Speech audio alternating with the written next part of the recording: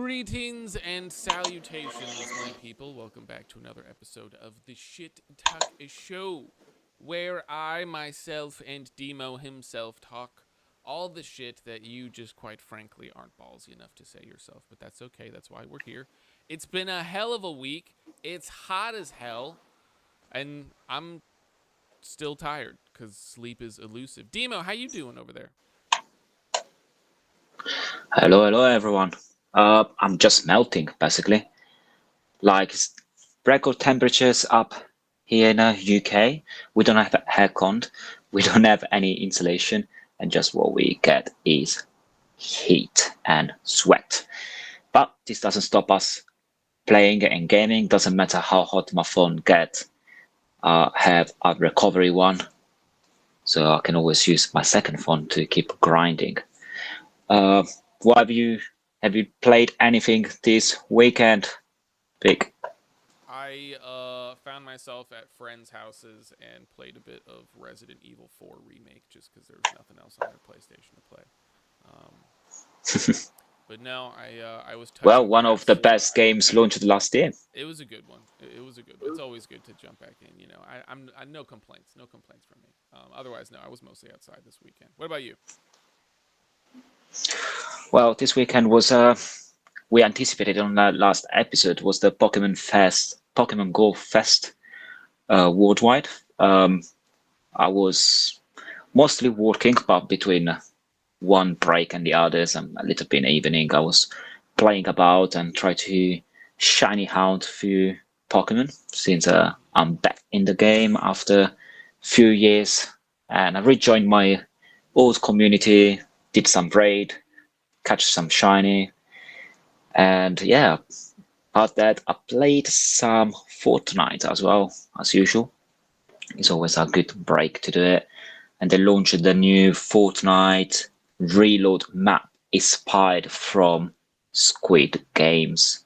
Squid Game launched like the last season last Friday, and Fortnite at the same times launched the update Oh, I'm on the wrong thing. with Squid Games. Is it that not one of the best marketing ever they done? Yes. That Squid Games is hot. How'd you like it? Yeah, How'd you Squid. enjoy the game so far? Well, the game is like very strange. Like they redone a lot of the features, like some of the rooms. I posted on my TikTok one of my favorite landing spots last yesterday.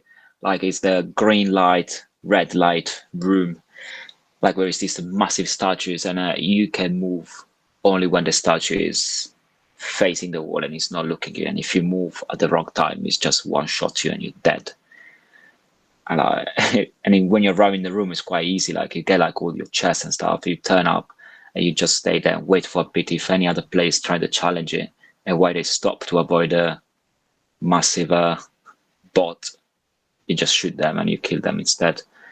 So yeah, not too bad. But yeah, going back to the Pokemon Go Fest, quite happy to have caught some shinies. How they're saying the shiny luck is back for returning players. Shiny luck back for returning players. What shinies did you get? Yeah. Yo, tag in. Well, What's I up? got the legendary Zacentra, and I got a shiny Voltrob and a Fluxy, or whatever is the name of some new Pokemon. I didn't knew the name before that. I, I'll take it. Fortnite's always doing more stuff. It's I feel like we just covered their season about superheroes. Um, what's up, tag? Thanks for coming in. Appreciate you. Demo's gonna. Yeah, they always update, and I saw that one other update done recently. You know, before they had the shoes. I think they had the Nike shoes, and now I think they collaborate with Puma as well. So they're gonna launch shoes of Puma. So every time they have some new collaboration, and everyone talk about the metaverse, and I think they're the only games they close as possible as metaverse at least could be. Even if COD try to make other kind of skins and stuff. But I think Fortnite is always like 3, 4 step ahead of any other games with collaboration. They have every skins of Everything. animes, Everything. movies, games, uh, football players, Yeah. actors, Rappers. singers. Yeah. Fucking everything. Everything is in. Yeah. I don't know. I don't know. They're quietly showing Web3 what they're supposed to be doing, just not on a blockchain. Yeah, it's kind of impressive that they're like single-handedly building the metaverse, and clearly they're doing a successful job. There's what 200 million people that play Fortnite in every 24 hours. Kind of ridiculous. Yeah, Like I don't know. It's kind of easy to hate on Fortnite, I suppose, but they're exceptionally good at creating an addicting game loop for gamers. So 100%. And that's what Web3 was supposed to do, like create this metaverse where you can interact with different things. Kind of Sandbox tried to do it. Like they put like Jurassic Park and few others kind of big brand in it, but they didn't really reach the same success correct. of Fortnite. And they And just like we saw collaborated like with someone else. There's just an article that they just started another collaboration with some other big like IP thing, but nobody plays it. Nobody cares. 200 million people play Fortnite a day. What, 20 people, maybe 200 people play Sandbox a day? yeah. People. Yeah, and also like before was the other ones as well. What was the name a few years ago? Decentraland. Oh, They yeah. were trying to do something like the metaverse, and they didn't quite do it. Good call out. And like all the Web3 gaming they could do that. Like they can collaborate between each others, but the only collaboration you see around is like, oh yeah, if you shield my whitelist, I'll give some whitelist to your thing, so they can mint my thing, and after they can't have any other advantages. So you shield me, I shield you. Maybe if you shield my other whitelist, I'll shield you your whitelist. That's not the collaboration we want in Web3. We want like Fortnite. Nah, probably. That's why people call it a jerk in the circle nature. It's not real collaboration. But while we're on Fortnite, real quick, Fortnite, real quick was in the news. Epic was in the news. For hitting a cheater with a fine. And I just kind of wanted to like touch on it, see what your opinion was, see what anyone in the chat's opinion is. Like, so someone playing Fortnite entered a bunch of tournaments, cheated, used cheats to win. He won about $7,000 across a number of tournaments. About $7,000. That's not bad. So Epic sued him, and they sued him for $175,000, which is 25 times more than what this guy earned for his cheats. And in the court documents, it turned out that Epic tried to hit him with another 100,000 on top of that. They were seeking $275,000 to hit with this cheater. Some people see this and they go, yeah, fuck cheaters, man. Fucking get that guy, yo. But I saw someone online also post, like, you just fucked this guy's life over, right? Okay, so he cheated in a video game and won some money. $175,000 fucking dollars? That's maybe a bit much, a little egregious. I don't know. What do you think is a good price for this? Well, I think if Epic Games only see what's happening in some of the crypto games where there are cheaters and multi-accounting and bots and whatever they can do to get any single advantages from an airdrop or prize pools or whatever. And they start banning and fining everyone. Epic gonna become the most lucrative company ever just by banning people. Well, yeah, I think it's a bit excessive. What they should have done is ban his account or his IP or whatever. Yeah. Get back all the money he won or don't give them back.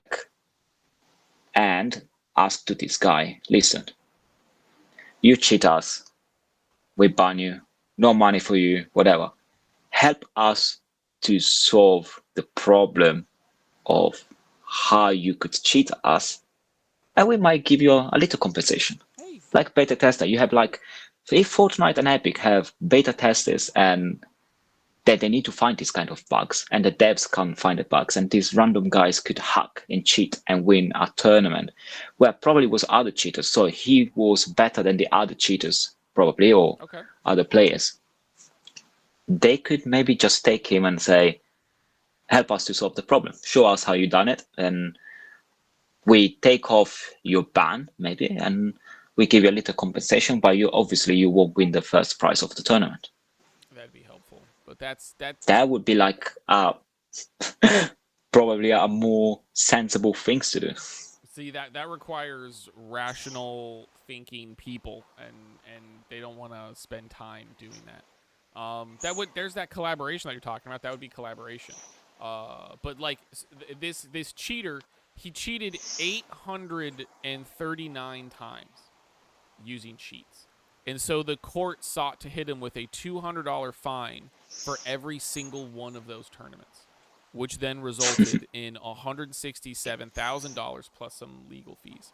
But it's also because this guy never defended himself. When Epic originally sued him, he pretty much was just like, F you guys, created a bunch of other accounts, and then pretended like nothing happened.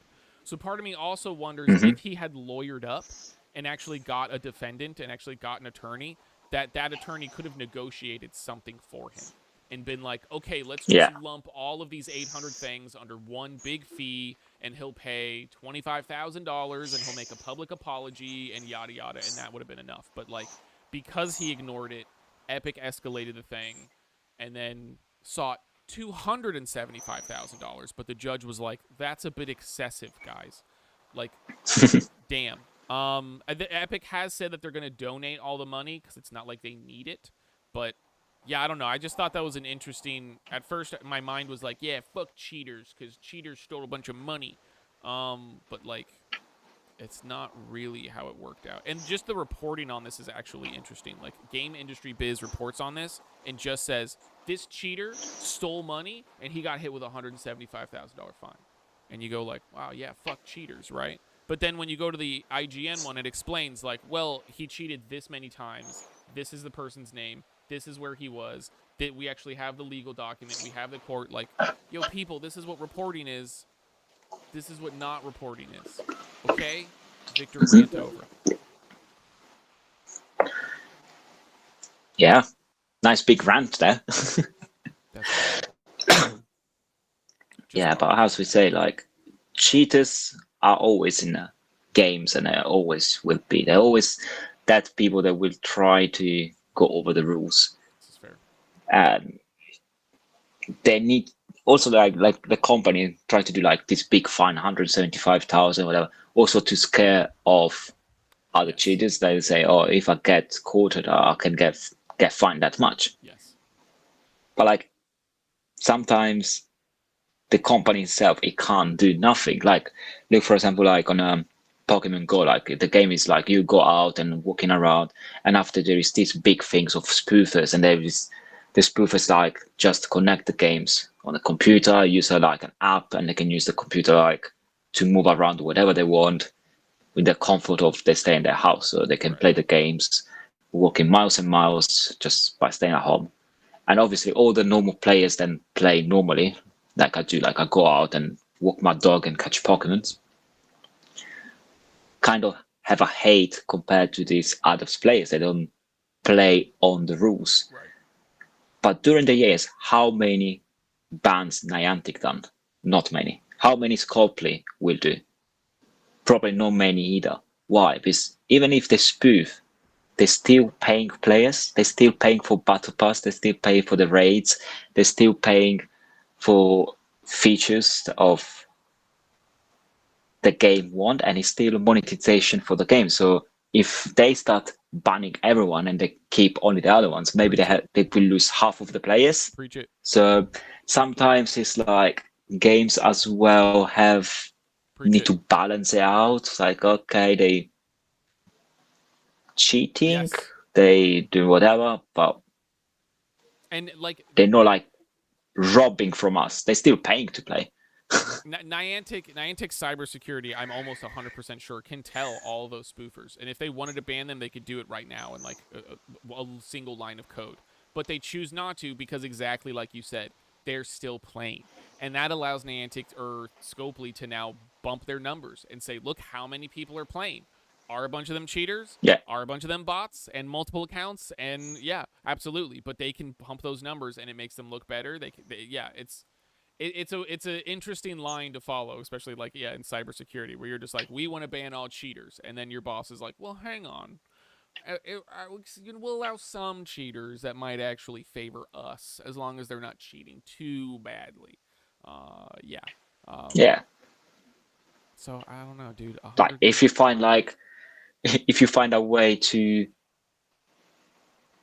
take money, like you get all like I don't know the battle pass for free, plus you spoof and you cheat completely. You try to play the game completely free. That's where they ban you straight Yeah, away. yeah, But yeah.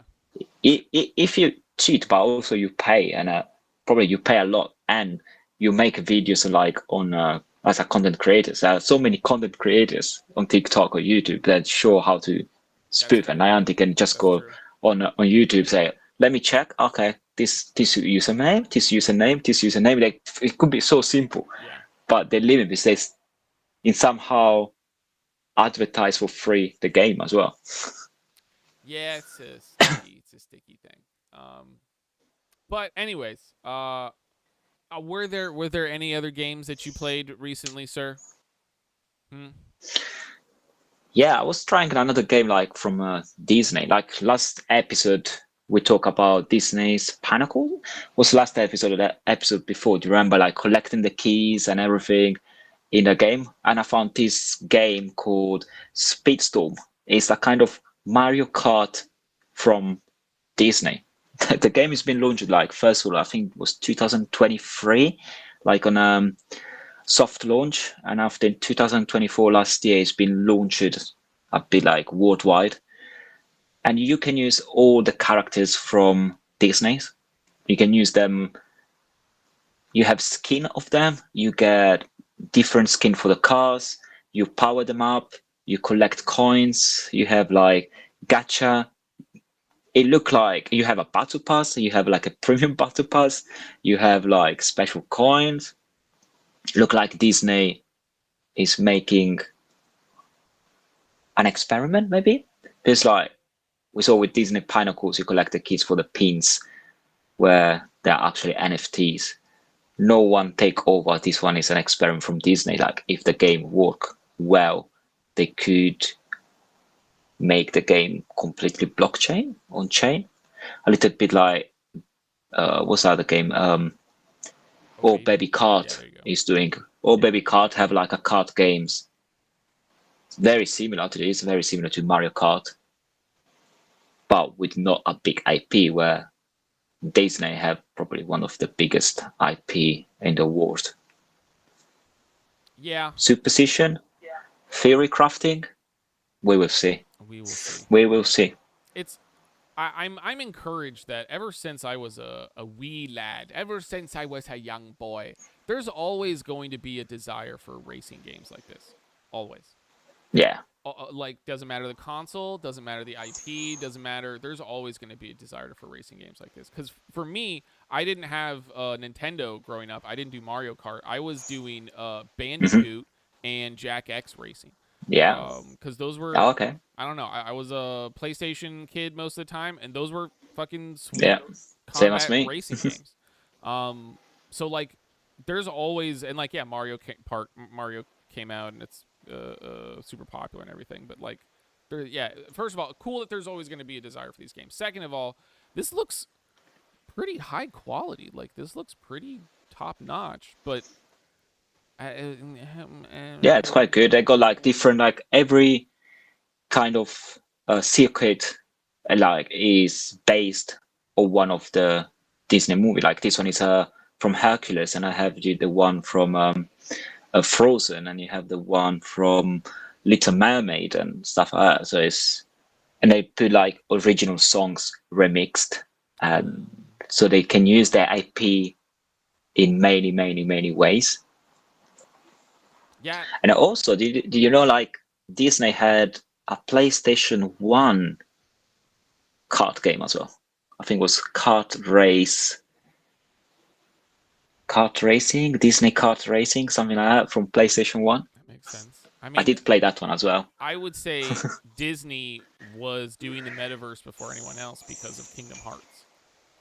That Yeah. giant, massive, multi IP creation was such a fucking crazy, awesome experiment. And just like, look, I hate the fact that Donald Duck was in my party, and I was supposed to think that Goofy was like a reliable battle partner. But yo, that game was fucking that set a lot of standards for like IP and mixing shit up with metaverse stuff. So like, yeah, Also all with right. the first Kingdom Hearts, with the first Kingdom Hearts wasn't just a metaverse of Disney. They used Square Enix and Final Fantasy IP Yeah, in the middle as well. yeah, that's what was nuts. Is like, So yeah, you could try to beat the shit out of Sephiroth with a Donald Duck and a Goofy in your team, yeah, and try to see what was going to happen there. yeah. It was very strange to have like Little Mermaid help you out while you're fighting. Yeah, Sephiroth or some like Yeah, legitimate Final Fantasy boss, like a Bahamut or something. Um, yeah.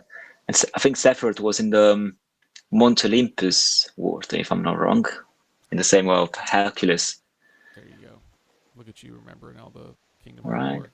Maybe. Um, Yeah.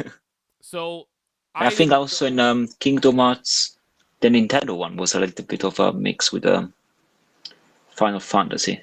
I'm sure Uh, you are. what was the name? Chain, Keys of Chain or Chains of King, Chain of Keys, Memories something or like something that. like that.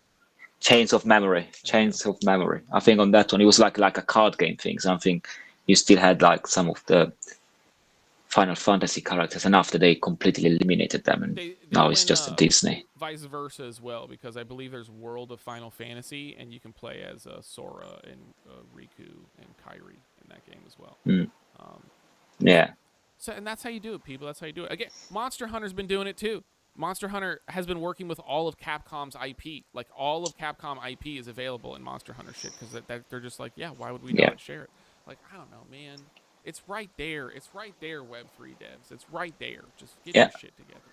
Um, anyways, And Game of the Year last year as well, done it the same with Astrobot, yeah, where you get like every single PlayStation IP in one game, where every single characters have a skin. Like you find the skins of like the bots, then actually are characters of games. If I from Resident Evil to Dark Claw to uh, Jax 3D to Tomba to yeah, Spider-Man to everything.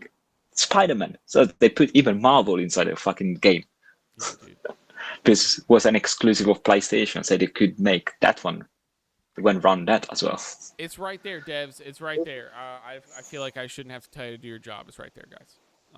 But you know, something that Web3 will probably not be able to replicate for a while is anything that Hideo Kojima does, um, because this guy is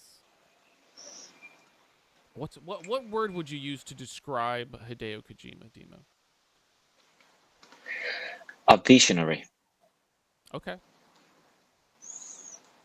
He's the one that made Metal Gear Solid, and he completely changed the rules of sneaky stealth game. Because after Metal Gear Solid, you had many other games they spied from them. We had Splinter Cell. We had like games more modern, like The Last of Us, where they use the same kind of sneaky movement to get around the guards and everything. So he created that kind of model, and now he's creating this massive open world game with some scenery that are absolutely incredible.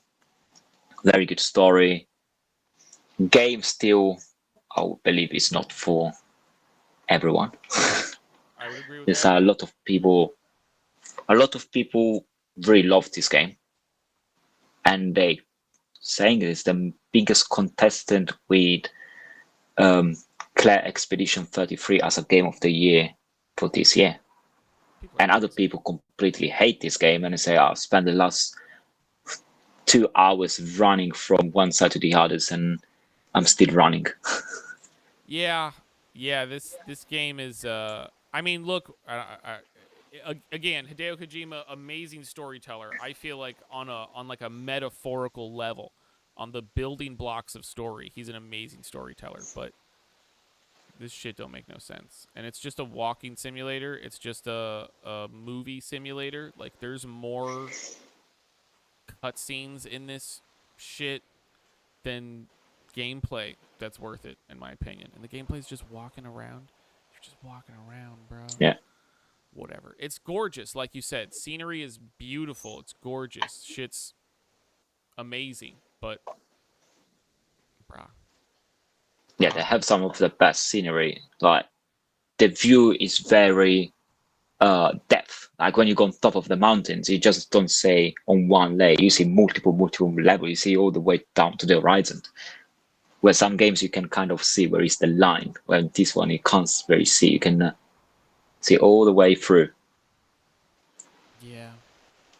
Yeah, no, I mean, I was, sometimes when I write, I'll put a stream of something on the side, and I was watching some Metal Gear Guns of the Patriot and Metal Gear 5 Yeah. Phantom Pain. And damn, dude, he's a good storyteller. It's good shit. So, like, I wouldn't mind watching this as a movie. You've got big name actors in this, but, bro, I'm not fucking paying $70 to fucking run around. And B, I don't think I'm going to play for 50 hours just to get like a movie. But look, I'm just bitching. I'm just whining. I know Hideo Kojima's a solid writer. He's a good dude, but He was talking about how AI could. We talked about that in the last episode as well. How AI could influence his idea of gameplay. That you want a characters then remember and forget everything. Like you need to keep playing, right.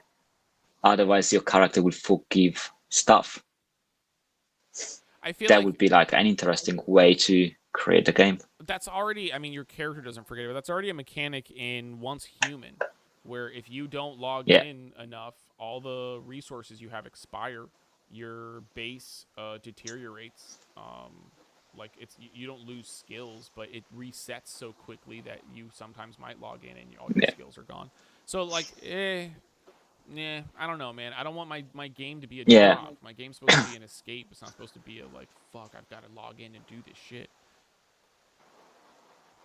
Yeah, 100%. It was also in Animal Crossing, I think. Like if you don't play for a little while, your character have messy hair, and after the people come to you and say, "Oh, where you been all this time?" Yeah. Yeah. So yeah, there is already an underlay of this. But talking about AI, did you see what's happened with the alters game? Where do I have the alters pulled up? Alters. Fans slam the alters after discovering evidence of undisclosed generative AI in images, text, and translation. That's a pretty funny one. Yeah. This was a weird game.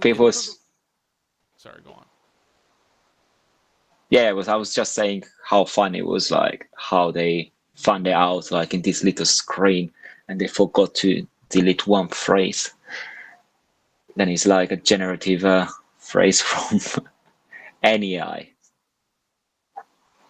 Yeah. Like you were saying to me, it's not a Western dev company. It's a Polish company, I believe you were saying, and it looks like it's mainly from the Korean community that was very upset about it because all the translation for Korean was kind of messed up. And then you can see in this image, it's that's a little AI prompt, a little AI-ism, I like to call it. And the thing is, like, okay, you used AI in your game, most people do, but you didn't disclose it. You gotta disclose that shit, bro. Like people are gonna be unhappy that you disclose it. That they go, oh, you got AI shit in your game. It's AI slop. Like, all right, then they get it out of their system. Then they play the game. They can hardly see it, and they move on. But when you try and hide it, and then they find it, That's bad, bro. That's bad. Yeah, it's make like a big controversy. It's like all gamers, what they think. They want AI to improve or change the gameplay, or like many other games, they want to support artists and translation team and developers. Because obviously, like you can change like one dev with a little bit of AI and make the game maybe go faster. Hmm. But obviously, you won't support when you buy the game. You won't support anymore the developers behind it. You're gonna just support an AI. So I think a lot of players want to keep supporting developers and translators and artists and help the games to become what they are now. Because until like a few years ago, like probably no one was going to use AI. You just gave everything to the developers, and they worked so much to bring gaming to where it's now. Then now not supporting them is like slapping on their faces. Yeah. Yeah, it's not great. So, bit of a sticky wicket for the alters. Not much more to say about that. You guys shouldn't have done that.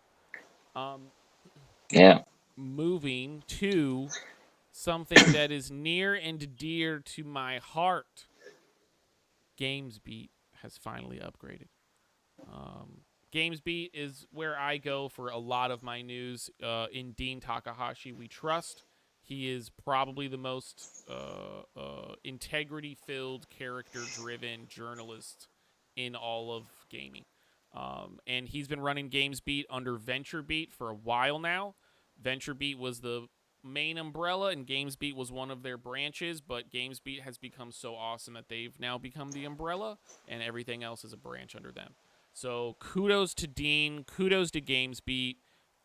They cover stories the way they should. They've always been a lot more friendly to Web3 technology simply because they're journalists. They're not biased. They don't come to it with any presuppositions. They go, here's technology. Technology's doing thing. Moving on. You form your opinion about it. Unlike Rock Paper Shotgun that we covered last week, where they in yeah, the title of a game they were like, it has blockchain bullshit in it. Like, what? hmm It's not like when I've tried to submit to IGN or Game Informer and they go, no, no, no, we're not going to cover Web3 unless we can shit all over it. Like, what? No, no, no. These people just have journalism. They have journalism integrity, and it's good. You can see, look, here's a Web3. Here's Web3. Here's what. They've got plenty of Web3 yeah, stuff just right on their front page as they talk about it. And yeah, bro. I'm a fan. It's good shit. Check them out. Tell them we sent you. They'll have no idea what that means, but tell them we sent you anyways. Yeah. yeah. Big kudos to them. I like when we see like informative website or news or like X page, like OG magazine as well, where they cover not just Web3 or Hell yeah. traditional gaming, but they try or just do everything about gaming. Because at the end, gaming is gaming.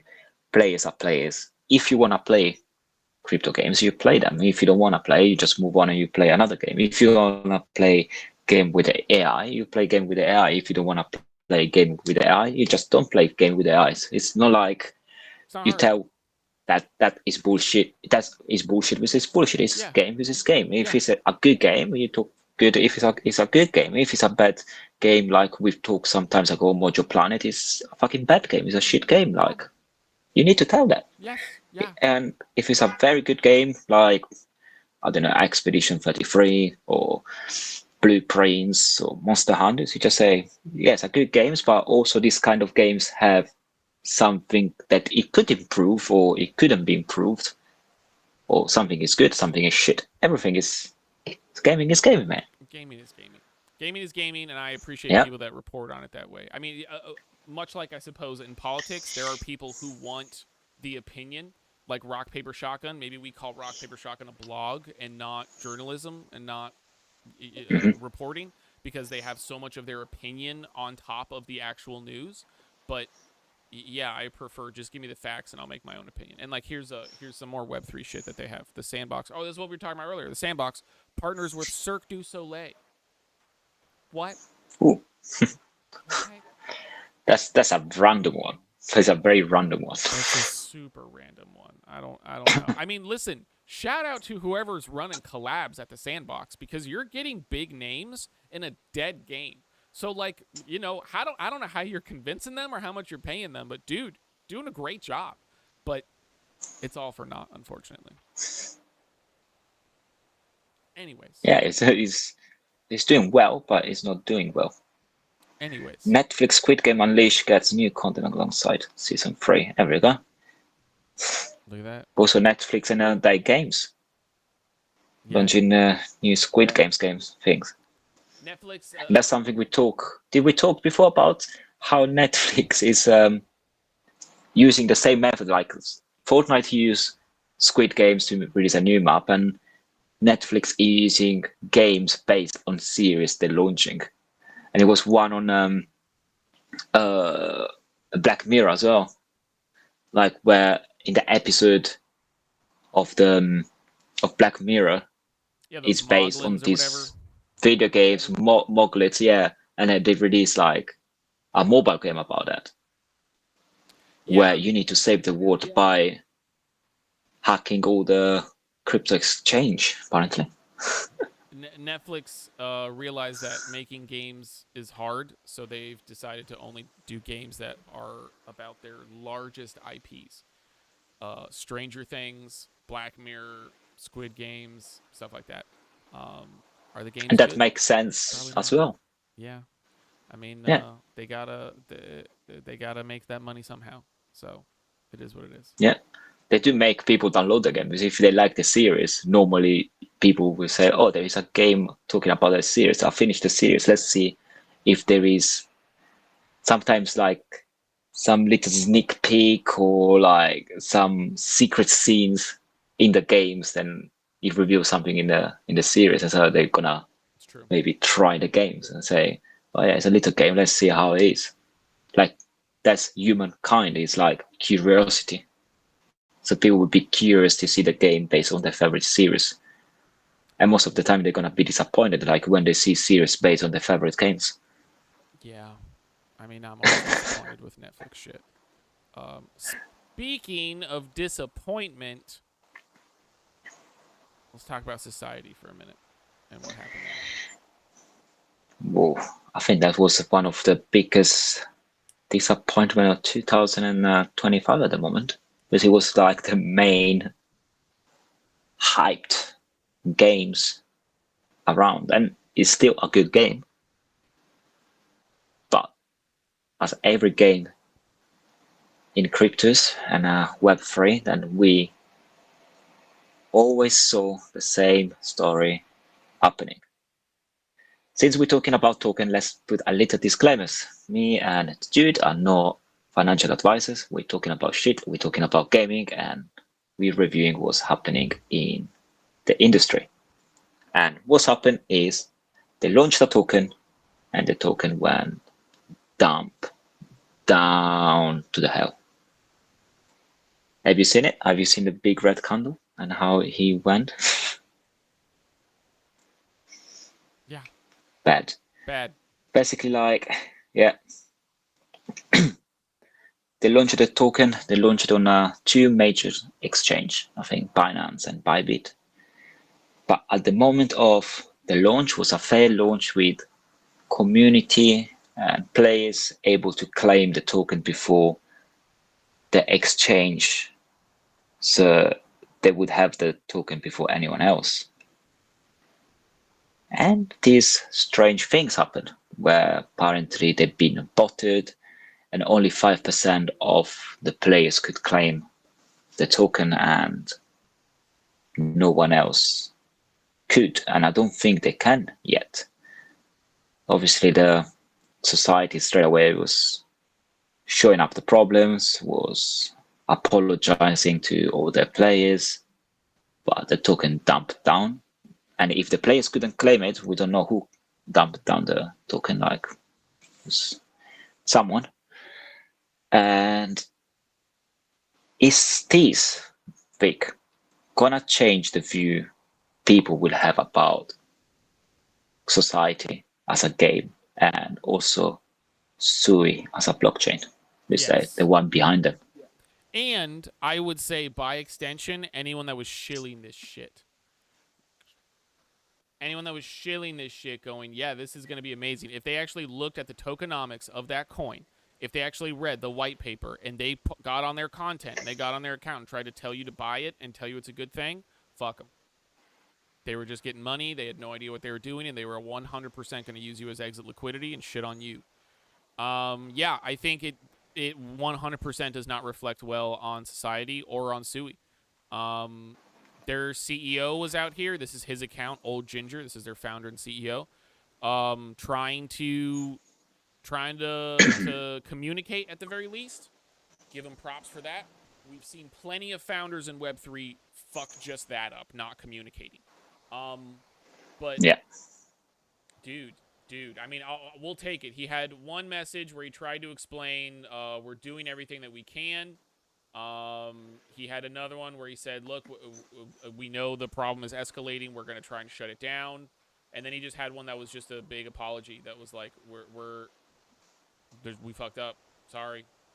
Due to unforeseen issues and our own shortcomings, we were unable to smoothly deliver the community airdrop, the most important event of the TGE.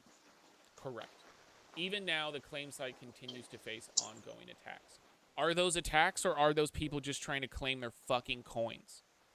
I don't like the kind of obfuscation with the narrative here. Like, it's most likely just people trying to get their fucking money, and they keep trying to call it DDoS attacks. At this point, it might be DDoS attacks because you guys fucked up so much. But, dude, yeah, so between their official account trying to be like this is really bad, and the CEO being like, this is really bad, it's not. He wrote a report before the TGE that was like, this is why our TGE is going to be different, and our TGE is going to go places, and it's not like all the others.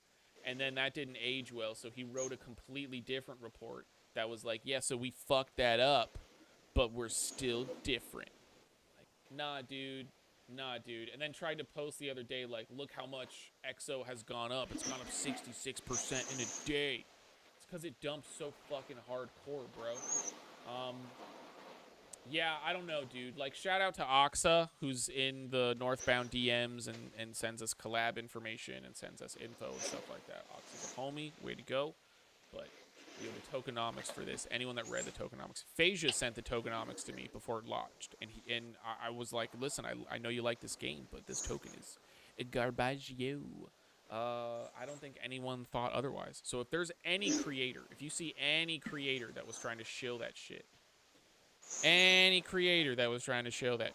everything that they tell you should be brought into suspect. You should be very careful what they tell you about crypto moving forward. I don't know what you think, Dino. Yeah, it's always like DYR, do your own research about anything before obviously investing and going cryptos. But the main things, this is what make sometimes crypto gaming and Web3 gaming on a bad look, because people coming in for the game, they will find a lot of shillers, then just most of the time are paid shillers. Yeah. And they learn how all the games are just paid shill, and because it's all paid shill, when other players come in, they have already this background like, it won't be a good game because it's just a paid shill. People, they're not having fun. They just paid to say they're having fun. They're not like many genuine contents about a lot of games. And you see like everyone talking about the same game at the same time, and after a few months, no one talk about that games anymore. Yeah. We talked about Xociety like a few weeks ago, in another episode, mostly reviewing about their collaboration with Adidas. They will introduce Adidas shoes like Fortnite is doing with Nike and Puma, but Xociety is doing with Adidas. Yeah. Now the point is this, and we talk also about Sui, but we didn't talk them as a completely blockchain. We covered them as they working with Pokemon for doing a back layer of Pokemon homes, right, powered from Sui blockchain. Now we need to see these big companies like Adidas and Pokemon looking Xociety. This Xociety was like, it's a flag flagship games of Sui. Right. So if they fuck up the token or whatever, and the games is not going as they want, obviously this big company always have an eyes on what's happening. What about if Pokemon now would say, well, you're saying you're very good in creating the gaming and whatever, but your game is not doing really well. So are you that good? Can we entrust you? That's a very big things now both Sui and Society must Yes. think and decide. And also like Society was the flagship of the portable console they launched only 2 months ago. The Sui gaming, whatever. So now if players now are lost the trust in Society, Yeah. they will still play Society. They will buy the portable console just to play Society, or they will say, you know what, I'll move over. Yeah. I'll move to the next game. I'll maybe move it to the Flocky game. Yeah. I mean, yeah, we can touch on the Floki game in a second. Yeah, no, I know this isn't going to end well for, or at the very least, they need to bring more investigation into Sui and into Society. And if they can't hold up from that introspection, from that investigation, then it is just going to fall apart from there. But we'll see, dude. We'll see. I mean, I liked the team when we played the game. The game was pretty fun. When it worked, it lagged a Yeah, bunch, but whatever, dude. Fuck, I don't know. They really but fucked the up. game, yeah, the game was pretty alright. Like it wasn't too bad as a game itself, and Right. like I would still play the game. It's like the game was okay, but I wouldn't care that much about the token. That's the main things nowadays. Like a lot of people or gamers, they care more about the token than actually the game. If the game is fun, just don't worry about the token. That's secondary. Nobody wants Like to throw even if you get $2, you play a free games, you get $2 in a month. Fuck it, it's still $2 in a month. Yeah. Yeah. You, No. you, you don't need to think you fucking become millionaire in one day. One of our creator homies, Yin, posted over the weekend a clip of Tim the Tatman talking to someone about CS:GO crates and how they're just Yeah, like NFTs. And he was like, "It's yeah, weird that like it's right here." He was like, "It's weird that like this is what we want from NFTs, but like no one can do this." And it was like, that's all I've said for the last like 4 years. It's right there, yeah, guys. You don't have to recreate the wheel. Just make that on a blockchain. That's all we want. We don't want the token so we can match wager and see who's gonna win. Nobody wants to fucking bet, dude. Just make yeah. it. Yeah, I don't know. Just So make NFT skins, like that's you would always say. like he always says, That's dude. what all gamers want. NFT skins. At this point, NF we're about to turn Northbound into a game development studio, and we'll make a game with NFT skins, and we'll show you how it's done. yeah. Fucking people. Anyways, you mentioned Flahoki and Valhalla. Valhalla. They're launching today. So Flocky Inu, everyone know the good old Flocky Inu. Meme coins from how many years now? I don't know. 2022 maybe when they launched it first. And they've been developing this game for a while. And today, finally, big day of their launch. They also like partnered with Mammut. Is it Mammut the name? One of the big World of Method, not Mammut.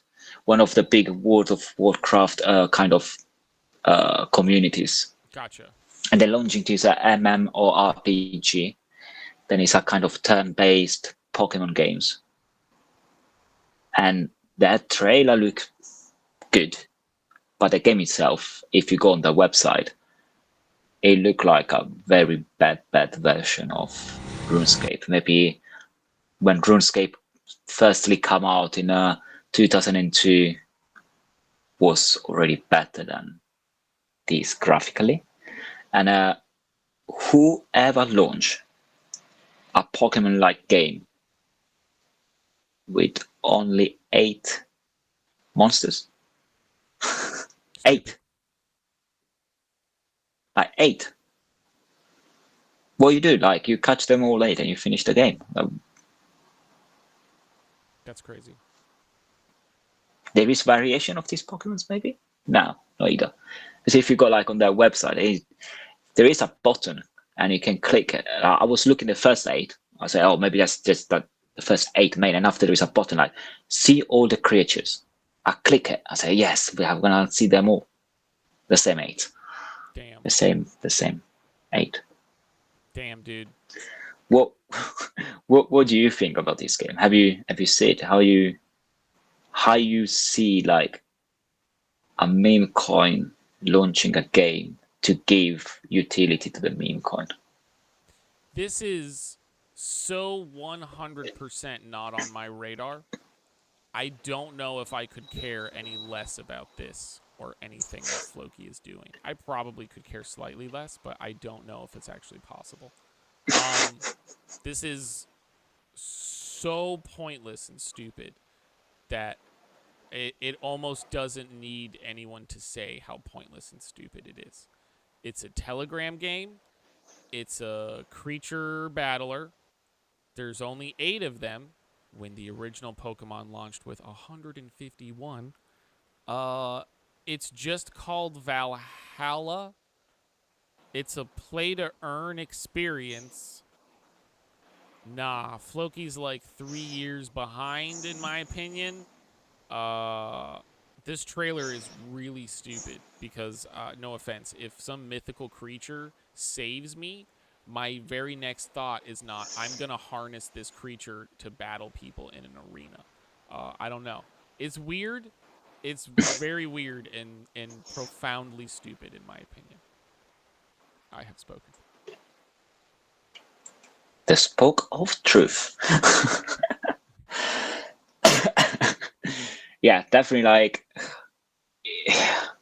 even Palmon did a much better with less fun than Oh, yeah. Flocky, probably. Oh, yeah. And they launched like more monsters. Yeah, there was a copy paste of some of the real Pokemon, but how you can launch something like that and I don't know, at least do something with your IP as a game. Yeah, that's Like there is not even one that it look like the Flocky Inu face in the game. Like do something like if you wanna try, if you wanna do the face of crypto gaming or whatever, do something like maybe Pudgy Penguin is doing. Launch like different games and try to hit the point. That's a good point. And as I said in the last episode, we talk about Pudgy Party and how many bugs he had. The day after I replayed the games and all that bugs I had that went all gone. Nice. Like I couldn't claim the battle pass, I couldn't get the skin I was unlocking, and the day after I had all of them back. And in my spare times, when I was bored on the sofa, fighting the heat and looking for something cool and cooler, I tried to play with Pudgy Party just to see a little bit of snow and ice and maybe use that as a mind power to think about something cold. There you go. This definitely is what we need, yeah. There you go. Nice. Good to hear. I mean, that's a good point about the Floki thing. Yeah, I don't know why they didn't make Floki like a Pikachu character in their game, but whatever, because they're stupid. That's why. As we near the end of the hour and come up on the end of the show, is there any game that you're looking forward to or any project you got your eye on for the next week, Mr. Demo? For the next week, I was checking if any other games was getting released, and I didn't find anything interesting at the moment. So I'm probably gonna stick again with the old Pokemon Go, probably Pudgy Party, Fortnite. I think tomorrow, the day after tomorrow, the new PlayStation Plus free games are coming out. Okay. I'm not sure what they gonna release. I think it was Diablo in the middle of them. I'll see if them, a few others, I'll see what they give me for free and I might try it. And what did I see? I saw news about Little Nightmare. Little Nightmare, the first one, gonna have a remastered version and gonna get launched, I think, together with Little Nightmare 3. Funny how that horror game then it started as like indie games. He had like 3 games already. It's quite amazing what indie and AA games can do nowadays. And how we said 3-4 episodes ago, they're gonna be probably the narrative of all this year, maybe the next year. Yeah, for sure. And after, I don't think July, August normally is not very big with game launching. I think people are all on holidays, and devs doesn't like launching when people are on holidays, apart if it's Christmas holidays and where all the kids want the new Yeah, shiny games out. that doesn't make any sense to me. They should launch a bunch of games right when summer happens, so that way people are just playing all summer long. Um, but I don't know, whatever. There's a bunch of sales and there's a bunch of trailers in the summer. That's what summer's known for, is announcements and shit. Um, Yeah. but that's cool, dude. Right Well, it's on. gonna be end of August. Gonna be the Gamescom done in Germany as well, and probably we're gonna see some big announcement there.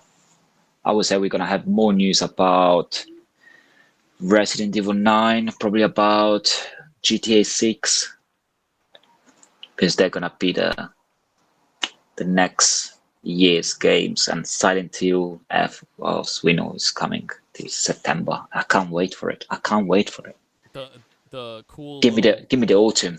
the cool little Resident Evil fact that I saw last week was that they were considering making Leon the main character for Resident Evil 9, but that he would be, according to lore, 53 years old at the point of the game, and that they said his character was too fearless, that it wouldn't lead to horror well.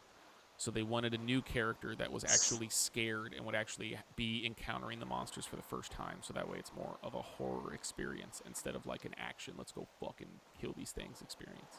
So That's how it should be, because Leon already passed it out so many times the game. So even the players, if they play with Leon, they'll say, "Oh yeah, he's gonna survive. He done it before. He's gonna do it again." Leon is like But if you get essentially new Barry. characters that never stood at zombie is that where they Yes, need to have the scared and see how they react I like on it. seeing some new monsters. Same with Silent Hill. We'll see some cool shit going on. Yeah, Yeah, and it's a young characters as well. yes, Because normally when we see all the characters in all the horror movie, they're always like kind of a grown up characters, maybe on their 40s, I would say. Like Leon was quite old. Like we saw in Silent Hill, the characters were already married and right. divorced and whatever. But this time it's gonna be a younger characters, then we need to defeat some monsters.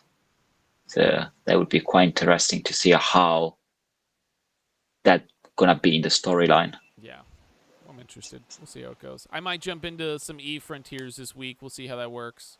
Um, yeah, we'll see how that works. Anyways, thanks for hanging out, people. Yo, thanks Tag, thanks Luke, thanks for hopping in. Thanks Chains Atlas for building a cool IDE that I'm gonna build my game in that I was talking about earlier. Thanks everybody for hanging out. Appreciate you. Phasia, Half Blood, Wyaduck, love you homies.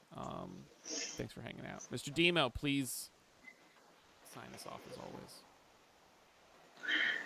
Thank you everyone to being here today, or you're gonna watch the replay of the episode again on YouTube. Remember to subscribe, follow, put up your notifications so you won't miss any episode of the Shit Talk Show, where we talk about gaming, technologies, and anything related with me and Vic, the dude. Thank you, and see you next Monday. Cheers. Adios, people.